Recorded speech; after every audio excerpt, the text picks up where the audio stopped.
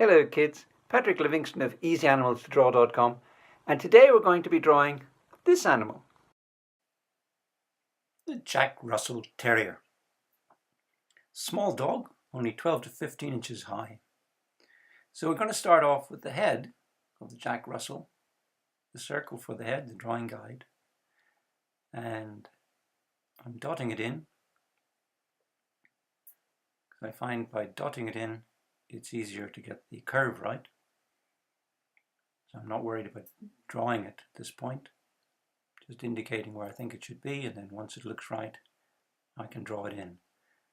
You can use a compass or coins or a lid of some description or any object that's the right size. The important thing is not that the circle is perfect, the important thing is that it's the right size and in the right place. Now I'm drawing in the guides for the ears.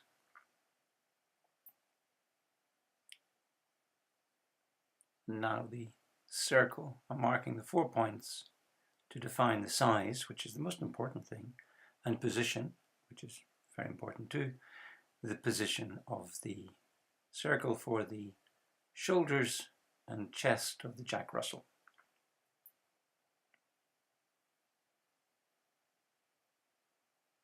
Jack Russell was developed in the south of England in the 1800s to pursue the fox both above and below ground with the other foxhounds.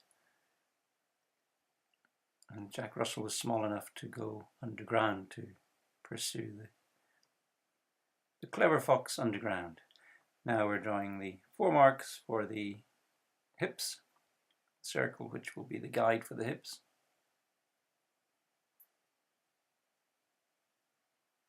Approximately the same size as the circle for the head.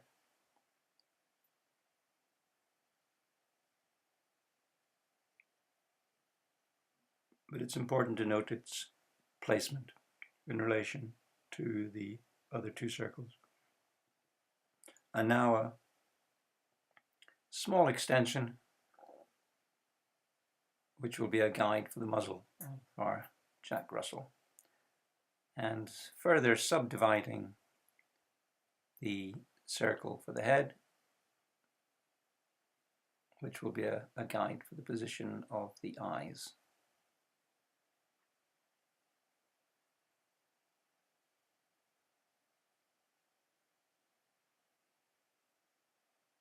I'll join up the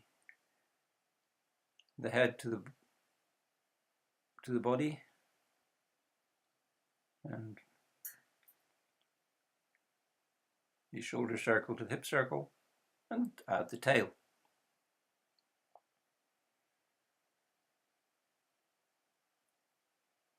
Line for the 2 front legs.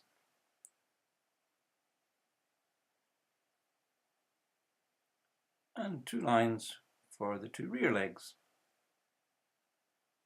To be very useful when we come to draw in the legs, to know exactly where they are. And using a drawing guide like this, we're breaking down the task of drawing the dog into different stages. Each stage is easy enough in itself, much easier than trying to just go straight in and draw the dog from the start. Now we start with the eyes. We've reached the stage now where we're going to do the drawing itself.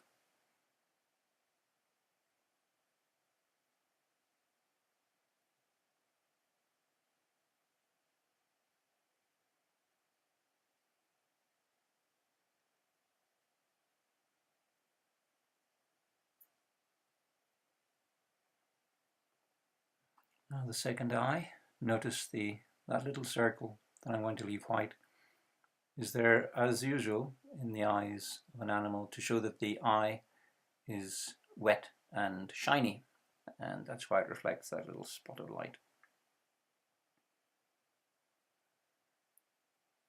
Now a few indications of the nature of the coat of the Jack Russell. Now onto the nose.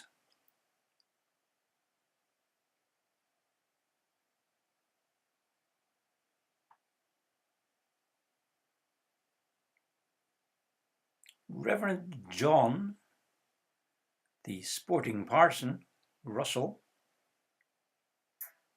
is the chap that developed the Jack Russell Terrier in England, in the south of England. They had to be fast enough to run with the hounds, but small enough to be able to follow the fox into his lair.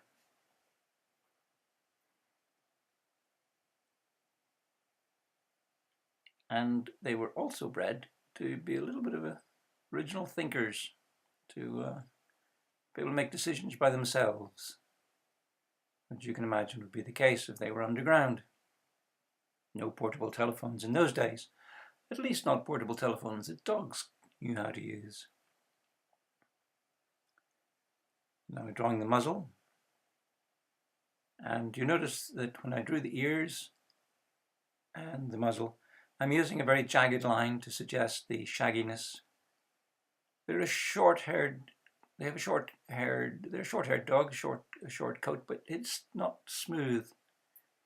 It has a certain shagginess to it, so hence the jagged line.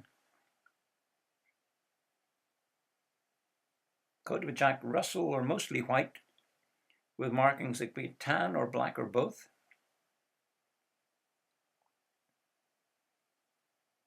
And they have dark almond-shaped eyes and mobile V-shaped ears that bring out the keenly intelligent expression, a very popular dog, the Jack Russell.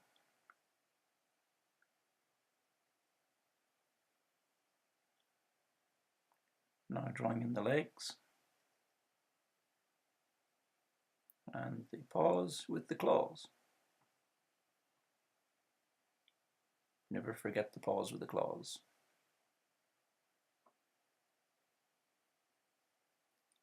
As you can see, I recognized I'd made a mistake and I corrected it. Never be afraid to correct your mistakes. Just take the rubber. It's better to do it at the beginning of the drawing than at the end. Much easier to correct mistakes at this stage. The most important thing to get right in the beginning is the drawing guide itself, because that'll keep your proportions of your Jack Russell correct. Details are easier to correct than proportions.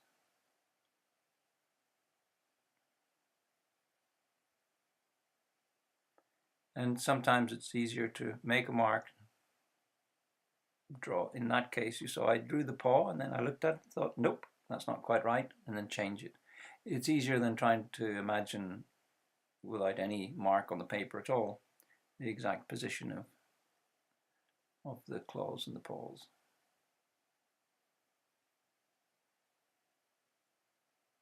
Again, that jagged line that suggests a shaggy fur, a shaggy coat.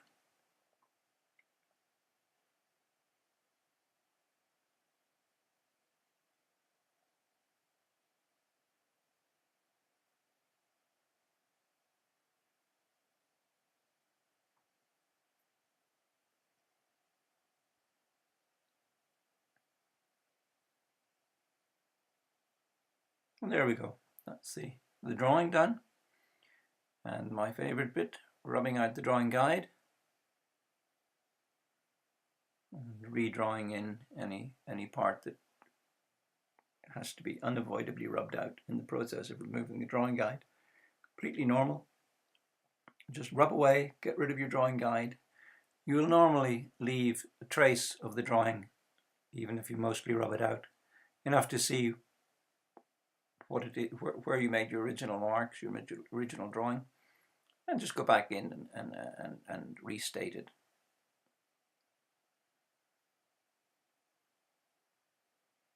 The magical part for me is always the way the dog appears without its underlying guide, without the scaffolding, if you want to call it a scaffolding. I think it's probably a good word for what the drawing guide is, how it acts.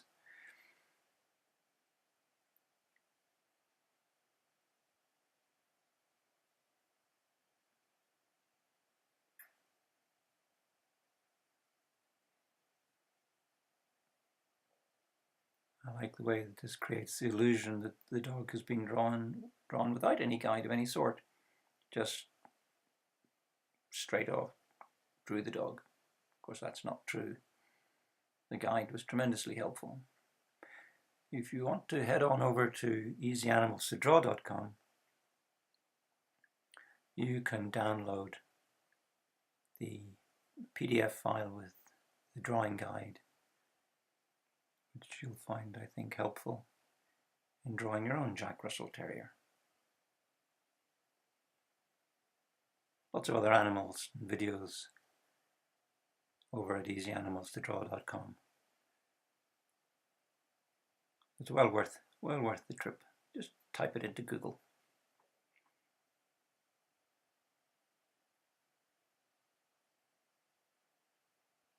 Now, this video is being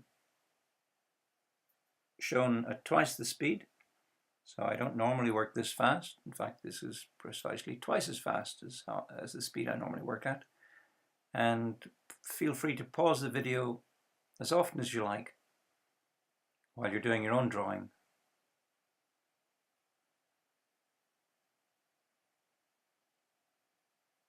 Now I'm putting in the darkness of the top of the eye. Now most animals' eyes work very well if you use this technique. Use a combination of a very dark pupil in the center, a small white spot reflecting a light, and the iris of the eye should look a little lighter at the bottom than the top, because it's a transparent sphere, transparent globe, and the light hits the bottom of the iris and is shaded by the eyelashes and the form of the eye socket around the eye. And you'll find that if you do that, you make your irises lighter at the bottom than at the top, you get a very convincing illusion of the spherical nature of the eye of whatever animal you're drawing. Of course, some animals have got small hidden eyes, others have got larger, more expressive eyes. It works best on the animals with larger, more expressive eyes. And although it's a small dog, Jack Russell has comparatively large eyes for the size of its head. So just drawing in some of the markings, shading in the ears.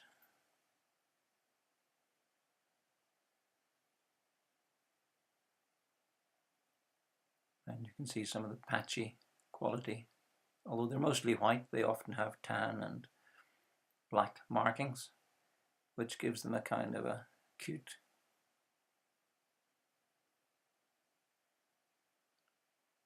what's the word I'm looking for?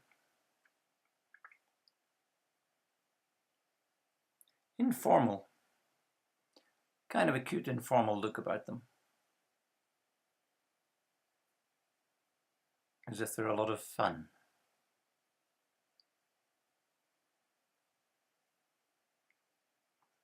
There's the nose. Now the nose has a little bit of shine to it. So I've indicated that by leaving the tip of the nose a little bit lighter, as if it's reflecting some light.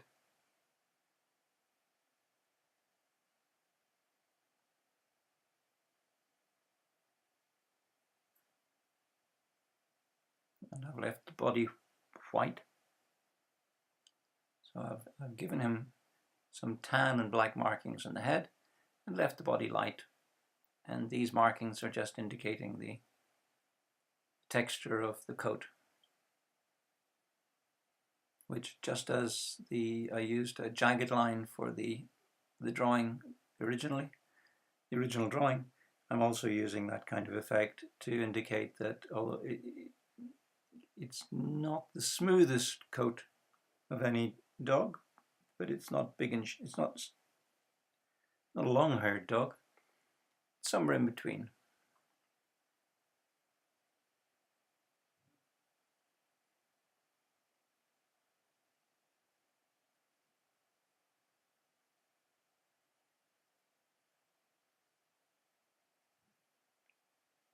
I just heard my own dog downstairs woofing. He can hear my voice as I'm narrating this video, and he's wondering what's going on. My own dog is a cross between a Labrador and a pointer. And we got him from a shelter, a rescue shelter in Bordeaux.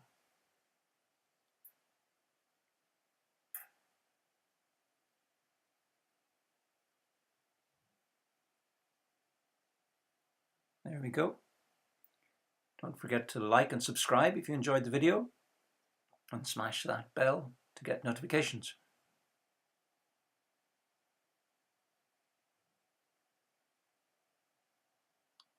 If you'd like to see some more videos.